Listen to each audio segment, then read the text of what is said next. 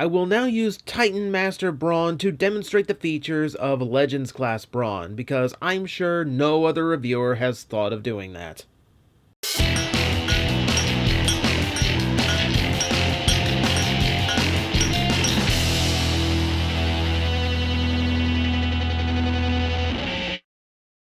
Getting back to business around here, let's talk about a small figure in the Titans Return toy line. Talking about, of course, Brawn.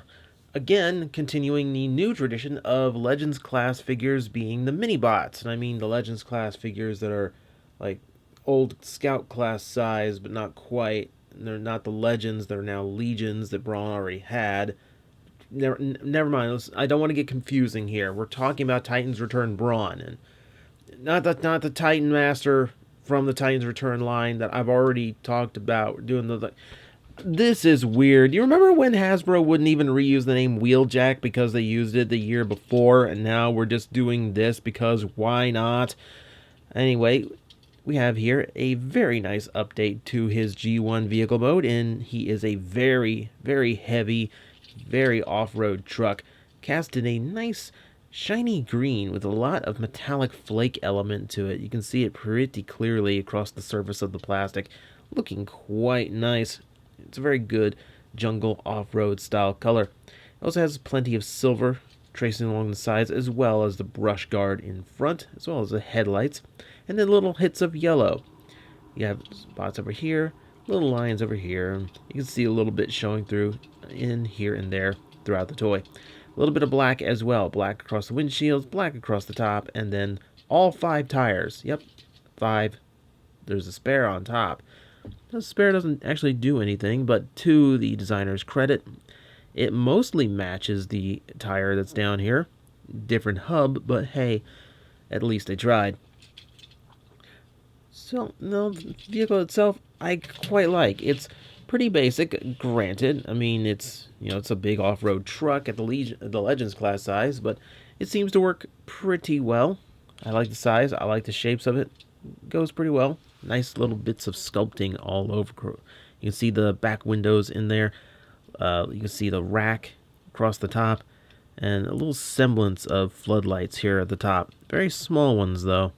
So, yeah, it's a very cool truck. Very much dig it. Now, there's a few features to this toy that we can actually go across. For starters, he does have a peg hole up top if you want to mount a 5mm weapon, or mount his little hover bike / gun thing. That's a pretty good one there.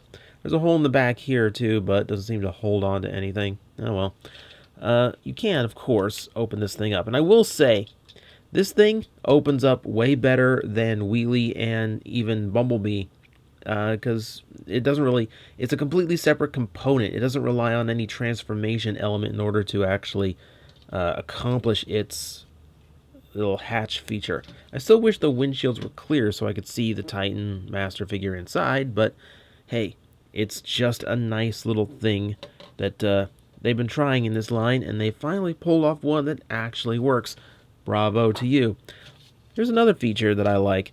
If we take this rear section off, which we're going to have to do for transformation anyway, we can pop it off and then flip it forward to mount into that 5mm peg. And then we have a bit of a different style of off-road vehicle with this massive section above his roof for even bigger floodlights.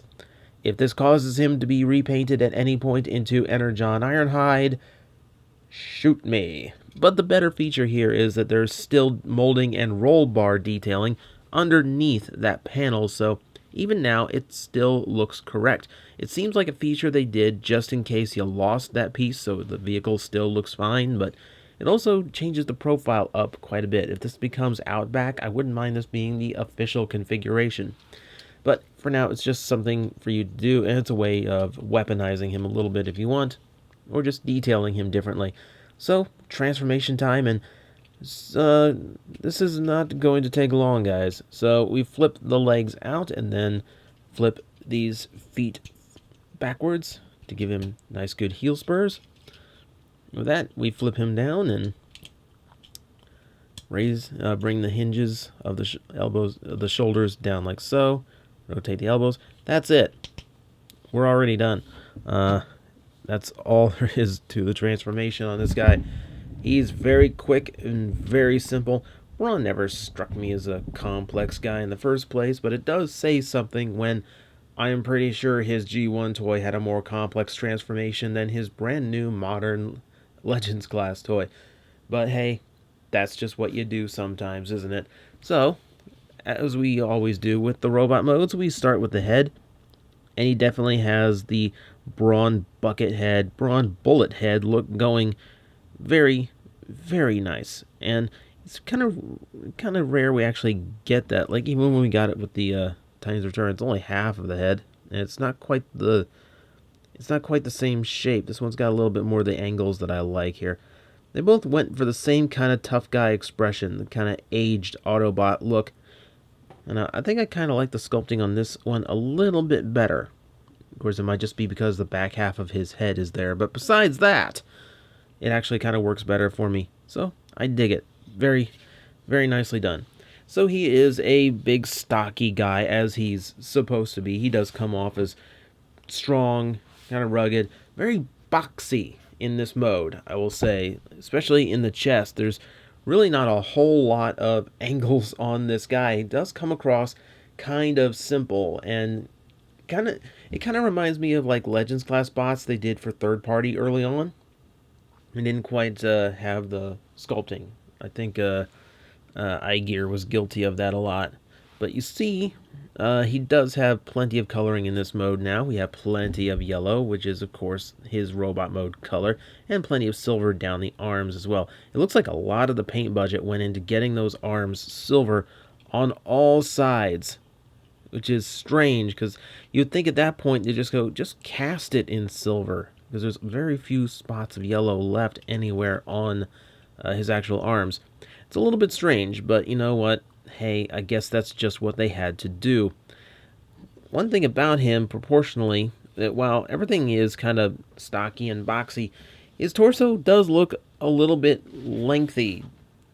I don't know, for some reason, his torso just has a bit of a stretched out look, and part of that is because he has to have an entire Titan Master cockpit inside him. Unlike Bumblebee and Wheelie, his is just a big box inside of him that all the transformation parts work around, rather than being assembled from parts as he's transformed to vehicle mode. This does mean that his passenger gimmick is far more solid than the latter two, but it also means that he comes across a fair bit more simple and boxy as a result. But it's also because there's absolutely no deviation in the paint here.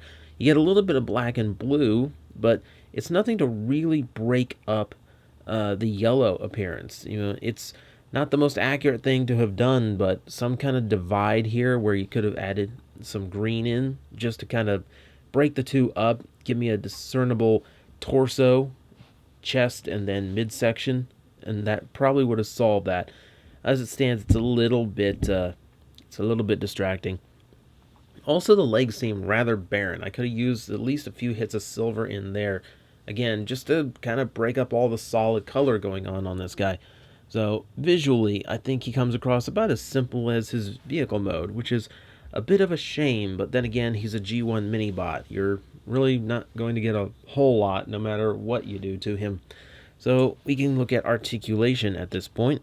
So, the head does rotate left and right. Now, the trick to the head is he's got a back panel. He's got a panel behind his head that doesn't fold away or scoot down or lift off or anything. And normally, panels behind heads don't bother me as much as it bothers others, but in this case, it does make his head really hard to turn because you have to kind of grip it on the sides, and if it's a tight joint, it does not want to give very well. So it's a little bit more difficult to adjust the rotation of his head, but it does rotate once you get it going. He does have those ball joints at the shoulders, and the hinge does allow you to have an extra range of posability to them. Ball joints on the elbows, allowing rotation and full 90-degree bend.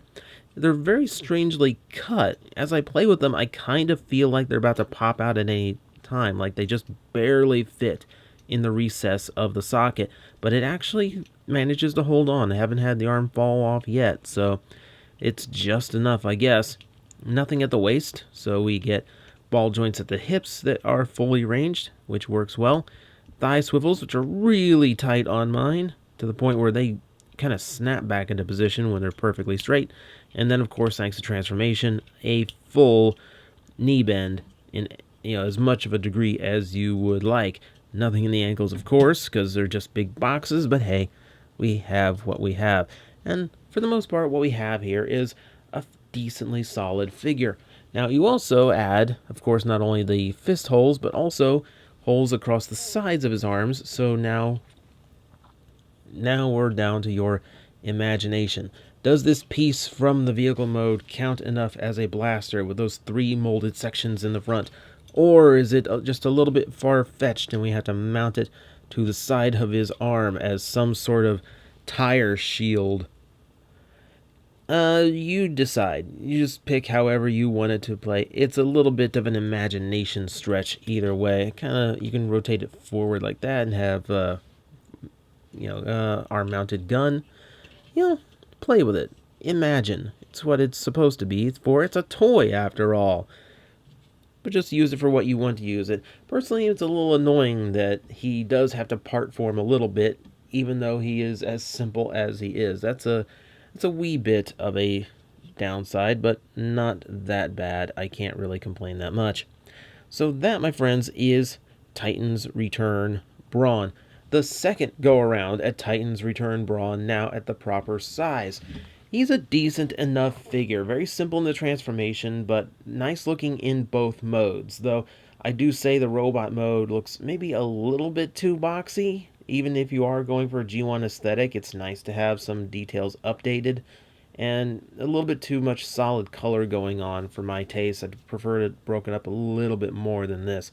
Otherwise, though, very solid figure all around. And I'm happy that they finally have one out that gets that passenger gimmick as good as it can possibly be. Now, this just leaves, I believe, Cliffjumper and Hubcap as the only G1 minibots to not get the Legends class upgrade scale. So, fingers crossed. I kind of want to see them go all out and finally finish this collection, because they're so close now. So close. Just a quick reminder, eBay sales are still going on strong, so check the link in the description if you're in the US and give it a look. Also, new things are going to be added as of April 1st, so check back then. You never know what's going to go up for sale next. Thanks, guys.